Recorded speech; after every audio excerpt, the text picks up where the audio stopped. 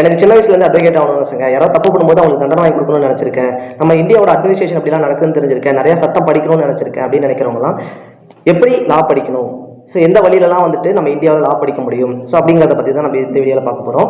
நல்லா கவனிங்க.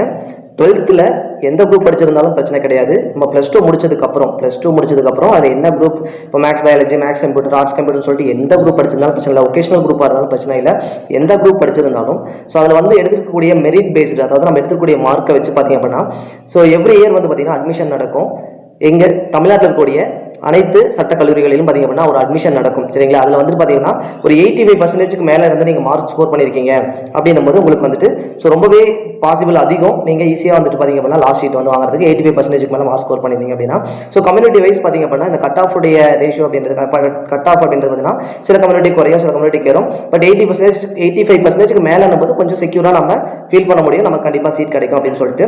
So 12th முடிச்ச உடனே நம்ம லா ஜாயின் பண்ணோம் அப்படின்னா இன்டெகிரேட்டட் லா கோர்ஸ், அதாவது 5 years இன்டெகிரேட்டட் லா கோர்ஸ் வந்து நான் ஜாயின் பண்ண முடியும். BA LLB, BBA LLB, BCom LLB, BSc LLB. So இந்த மாதிரி LLB கோர்ஸ், அதாவது பேச்சுலர் ஆஃப் லா தான். ஸோ அது பார்த்தீங்க அப்படின்னா நம்ம டேர்மில் சொல்லும்போது, அதாவது அட்மிஷன் டேர்மில் வந்து நம்ம LLB அப்படிங்கிற டேர்ம் யூஸ் பண்ணுவோம். ஸோ இந்த மாதிரி நம்ம ஜாயின் பண்ணிக்க முடியும்.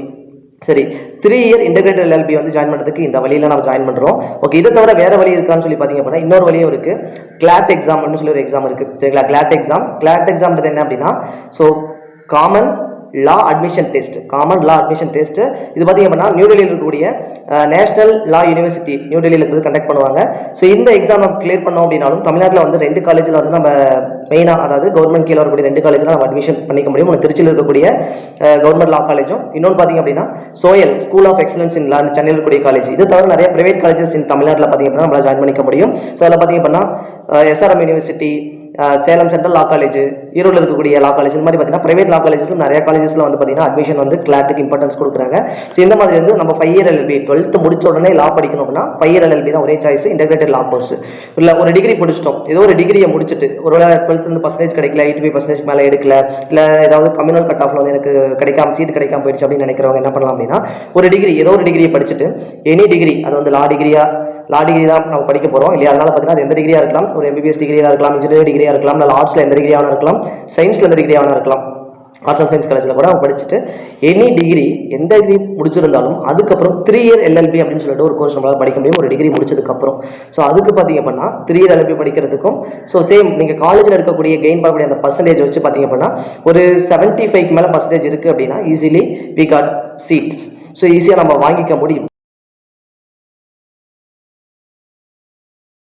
ஆனால் 75க்கு கீழே கம்மியாக இருக்கும், அதாவது அவங்க கொடுக்கக்கூடிய கவர்மெண்ட் சொல்லக்கூடிய பர்சன்டேஜ்ன்றது மினிமம் 50%க்கு கீழே தான் சொல்லியிருப்பாங்க. இந்த பர்சன்டேஜ் இருக்கவங்க அப்ளை பண்ணலாம்னு சொல்லிட்டு, ஆனால் மெரிட் பேஸில் தான், அந்த கட் ஆஃப் பேஸில் தான் பார்த்தீங்கன்னா சீட்டு கிடைக்கும். ஸோ அவங்க கண்டிப்பாக பார்த்தீங்கன்னா காலேஜில் ஸோ ஓவரால் பர்சன்டேஜ் வந்து 75% மேலே இருந்தது அப்படின்னா ஈஸியாக நம்ம என்ன பண்ணிடலாம், லா காலேஜில் ஜாயின் பண்ணிக்க முடியும். 3 year LLB. Okay, 3 year LLB நம்ம முடிச்சிட்டோம்.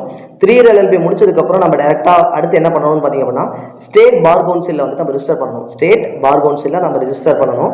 அப்போது ரிஜிஸ்டர் பண்ணதுக்கப்புறம் தான் நம்ம என்ன பண்ண முடியும் அப்படின்னா நம்ம வந்து ஒரு லாயருக்கு வந்து ஒரு ப்ராக்டிஸ்க்கு ஸோ முதல்ல வந்துட்டு ஸ்டேட் பார் கவுன்சில் ரிஜிஸ்டர் பண்ணணும். ஸோ அதுக்கப்புறம் வந்துட்டு நம்ம கோர்ட்டில் போய் ப்ராக்டிஸ் பண்ணலாம்னு கேட்டிங்கன்னா அதுவும் கிடையாது. அது என்ன பண்ணலாம், ஸோ அதுக்கப்புறம் AIB, அதாவது all India bar council, AIBE. Okay, அவங்க நடத்தக்கூடிய என்ட்ரன்ஸ் டெஸ்ட் AIBE அப்படின்னு சொல்லுவோம், all India bar council entrance test.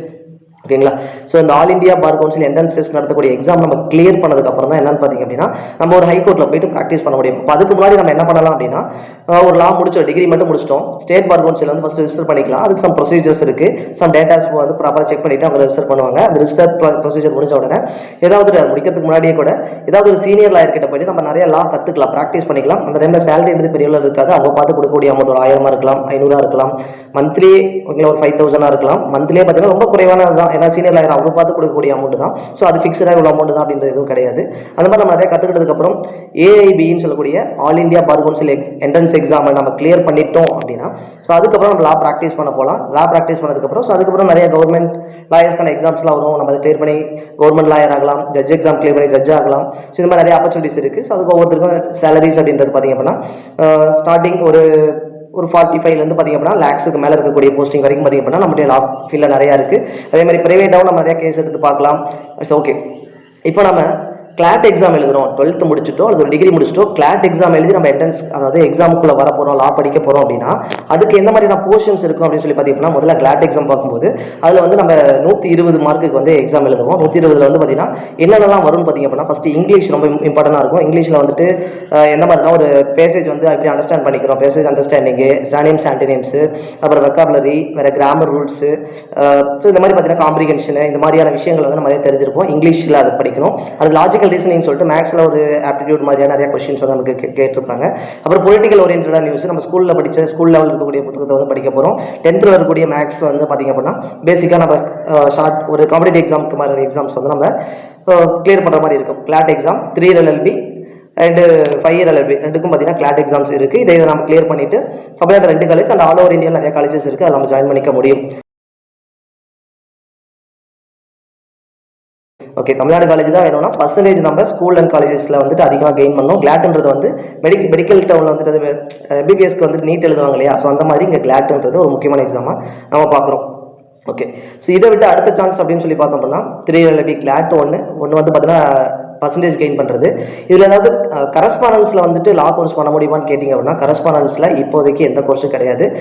அப்படி இருக்க கோர்ஸ் சில யூனிவர்சிட்டிஸ், எக்ஸாம்பிளுக்கு சிதம்பரத்தில் கூடிய அண்ணாமலை யூனிவர்சிட்டியில் வந்துட்டு கரஸ்பாண்டன்ஸில் கோர்ஸ் பண்ணலாம்.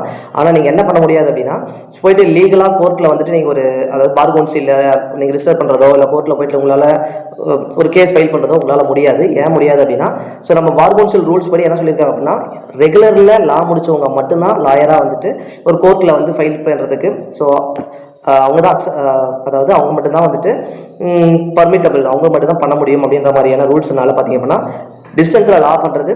ஸோ நம்மளால கோர்ட்டுக்கு போக முடியாது, பேருக்கு பின்னாடி போட்டுக்கலாம், ஒரு டிகிரியாக நம்ம வச்சுக்கலாம், படிச்சுக்கலாம், சட்டம் தெரிஞ்சுக்கலாமே தவிர அதை நம்ம பயன்படுத்த முடியாது. சரிங்களா, டிஸ்டன்ஸில் பண்ணுறது முடியாது. சரி, இப்போ சில இடத்துல ஈவினிங் காலேஜஸ்லாம் இருந்ததுன்னு கேட்டிங்கன்னா அந்த ஈவினிங் காலேஜும் பார் கவுன்சில் ரூல்ஸ் படி ஸோ அப்ளிகபிள் கிடையாது. ஸோ அதனால் ஈவினிங் காலேஜ் இல்லை, டிஸ்டன்ஸு கிடையாது.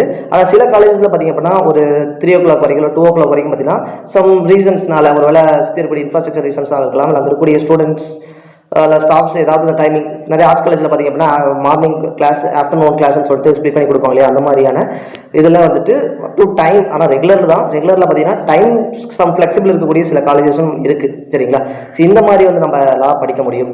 ரைட், இந்த ஆப்பர்ச்சுனிட்டிஸ்லாம் இருக்குது.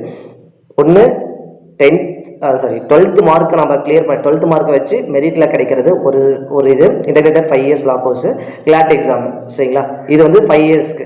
அதுவே வந்துட்டு நம்ம 3 year LLBன்னு பார்த்தோம் அப்படின்னா 3 year LLB வந்து காலேஜில் கிடைக்கக்கூடிய பர்சன்டேஜ் கெயின் பண்ணுற பர்சன்டேஜ், ஸோ அதை வச்சு 75% மேலே இருந்ததுன்னா ஈஸியாக நம்ம கிடைக்கும். ஓகே, அடுத்தது பார்த்தோம் அப்படின்னா அதுக்கும் நமக்கு கிளாட் எக்ஸாம் இருக்குது 3 year LLBக்கும். ஸோ இந்த மாதிரி முறையில் வந்து நம்ம என்ன பண்ண முடியும், எக்ஸாம்ஸ் கிளியர் பண்ணி லாவில் படிக்க முடியும். லா படித்ததுக்கு போன procedure state bar council register பண்ணணும், அடுத்து AIB all India bar council exam டெஸ்ட்டில் வந்து கிளியர் பண்ணணும். அப்புறம் தான் நம்ம என்ன ஒரு அட்வொகேட்டாக நம்ம போயிட்டு கோர்ட்டில் ப்ராக்டிஸ் பண்ணுவோம், அதுக்கு ஒரு கேஸ் எடுத்து நம்மளால் நடத்தவும் பார்த்தீங்கன்னா முடியும். ஸோ இதுதான் ப்ரொசீஜர். ஓகே, ஸோ வேறு ஏதாவது உங்களுக்கு ஏதாவது டவுட் இருந்தது அப்படின்னா நீங்கள் கமெண்ட் பண்ணுங்கள். ஸோ அதை வந்து பார்த்தீங்கன்னா நம்ம டிஸ்கஸ் பண்ணுவோம். Okay, thank you.